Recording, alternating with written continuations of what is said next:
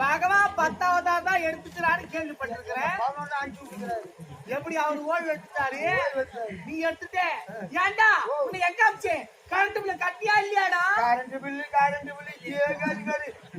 காசு மாதிரி ஓவரா ஆச்சு கட்டிருப்பாரு. ஒய் கச்சாயி பீஸ் போய் எனக்கு கேரியர் போய் பாரு. கேரியரே இல்லப்பா, எடுத்துட்டாங்க. Piece carrier